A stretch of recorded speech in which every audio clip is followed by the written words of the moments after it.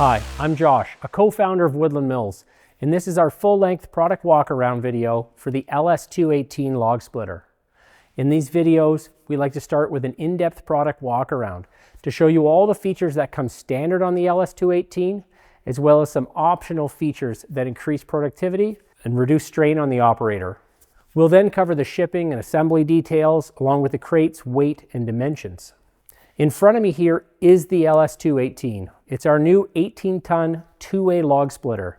It's built for serious firewood producers who want speed, strength, and reliability all in one machine. With intelligent hydraulics featuring a two-stage pump and rugged steel construction, the LS218 is built to make tough splitting jobs easier. At the operator's position, everything is laid out with a simple, user-friendly design.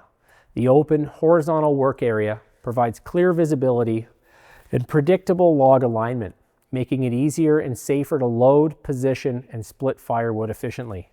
The directional control valve is positioned comfortably within reach, offering smooth operation in both forward and reverse of the wedge. Thanks to the two-way splitting design, the return stroke is working for you, minimizing the wasted motion, fuel, and time between splits. The control valve is designed with safety in mind, operating only while pressure is applied. This ensures one hand always remains on the control with no automatic movements, so nothing is happening unless you're actively guiding the split. At the heart of the machine is a true two-way splitting system, delivering a split on both the forward and the return strokes. Unlike a one-way splitter, there's no need to reset the cylinder between cycles, effectively doubling productivity and keeping your workflow smooth and continuous. For the product walk-around, I want to start up here at the front where we're going to attach to the tow vehicle. So we've got a 2-inch ball receiver. We include the locking pin as well as the safety chains to keep it secure to the tow vehicle. You'll see here we have a convenient handle, and this is for installing it on and off the tow vehicle while you're positioning the jack stand, as well as giving you a spot to hold it while you're repositioning the splitter amongst the logs, the wood pile, or putting it away. The tongue itself is made out of 2-inch by 2-inch material, and you see we have a slight curve here, and that's to give us multiple positions for the receiver where it meets the tow vehicle. So at its lowest is at 14 inches, at its highest is around 23 inches. And you achieve that by flipping the tow hitch, and that'll let the curve work for you in both directions. As well, we have multiple locations here to install the tow hitch. As we go a little further back, you're going to see the jack stand itself. And you'll see it's got a locking pin here to hold it in the down position, but it also has a second location for that locking pin to hold it in the up position where it stays horizontal in line with the lower chassis.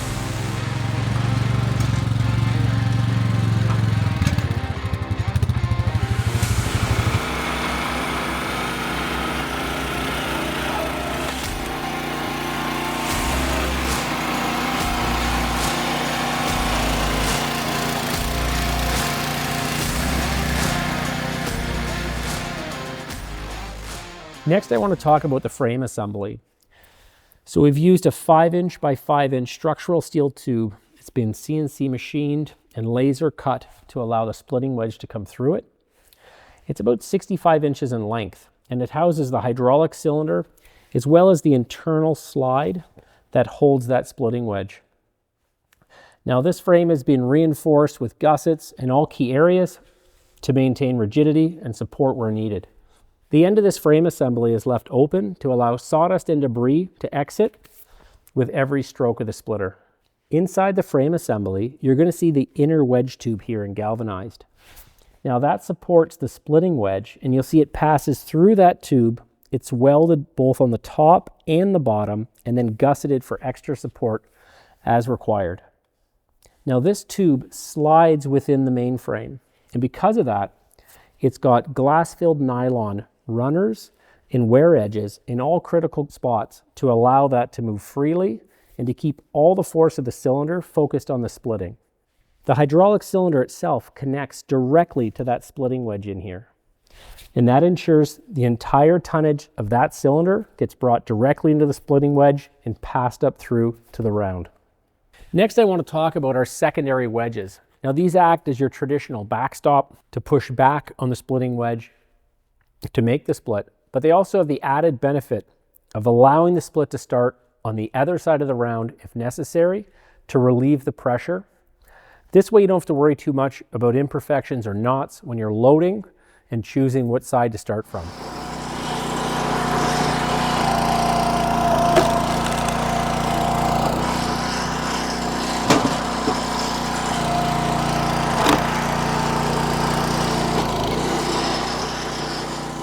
One of the secondary wedges is fixed in place. It's built out of 5/16 steel. It's welded into the frame assembly and gusseted for support.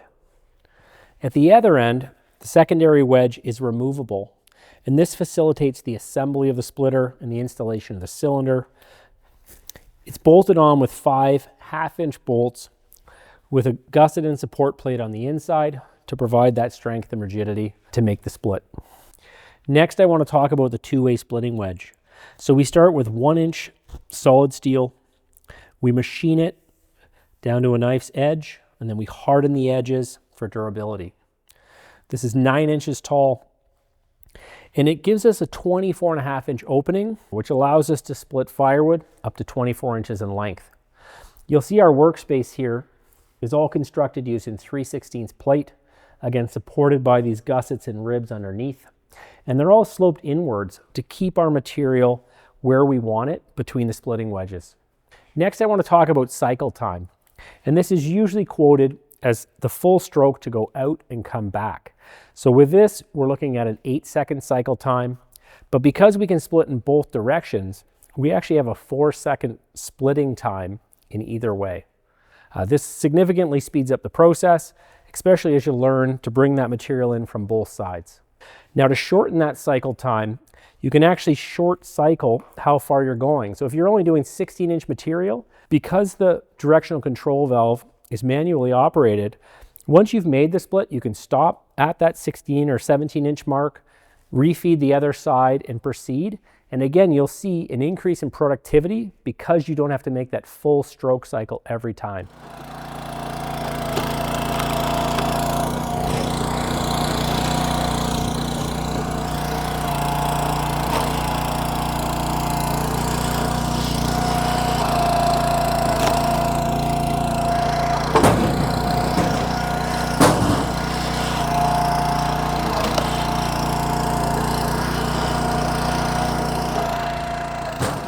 Next, I want to talk about our directional control valve. And you'll see the handle here. So it's intuitive because as I push forward, the splitter wedge travels in that direction. The same goes for reverse, but it always defaults back to neutral, ensuring safe operation. The directional control valve is fed by the pressure line coming off our 2-stage pump. There's a pickup line on the bottom of that pump that comes out of the bottom of the tank. And the tank in most hydraulic systems actually acts as a heat sink or a heat release to release the heat generated within the hydraulic components in the system during use. And that is a feature of our tank. Because of that, we have an internal baffling system that's built in to channel that hottest oil around the outside of the tank, releasing that heat and letting it run smooth and at the optimum temperature. The tank holds 12 liters of ISO 32 hydraulic fluid.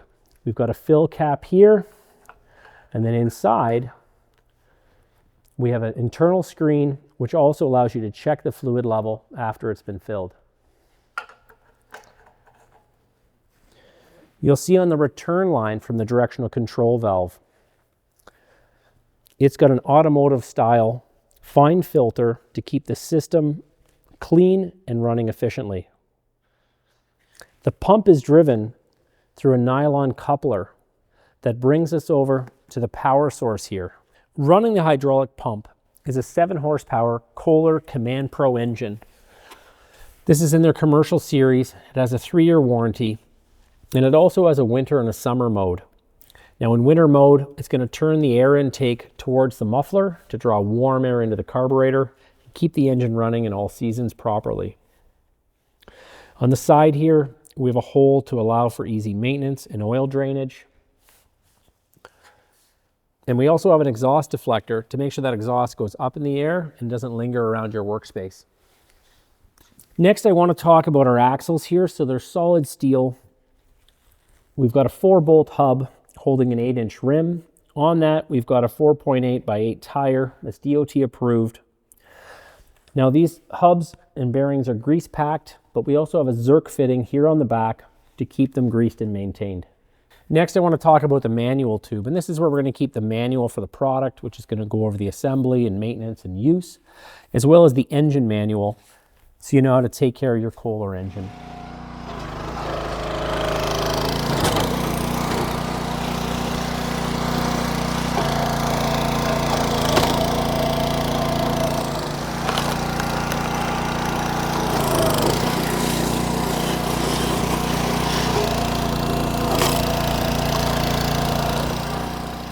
To further increase productivity and reduce operator fatigue, we offer 2 very practical accessories for the LS218.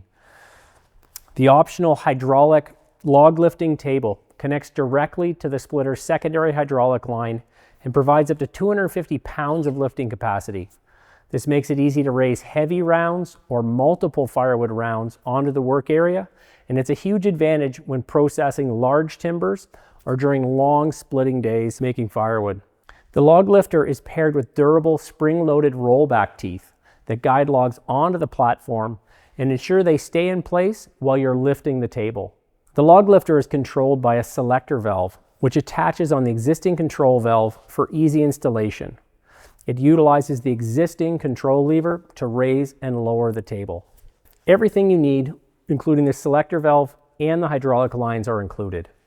The lifting table can also be raised into the vertical position and secured in place with an included cam strap for transportation. We also offer optional table extensions, sold as a set of 2, that expand the front working area and improve the overall workflow. These extensions provide extra space to stage incoming rounds while keeping split pieces safely clear of the splitting zone, helping you work more efficiently and stay organized. We've designed the tables so that they're on a slight angle and include a stopper and an edge fold to ensure pieces stay where you put them, keeping the process smooth and efficient. The tables are constructed out of 3/16 steel, and they have a rib and gusset structure underneath to give them the strength and support they need for those larger rounds. For installation, they're 2 bolts per side, and because of that, they can be quickly installed, but also quickly uninstalled to reduce the footprint for storage. I'll now cover the shipping and assembly details along with the crate's weight and dimensions.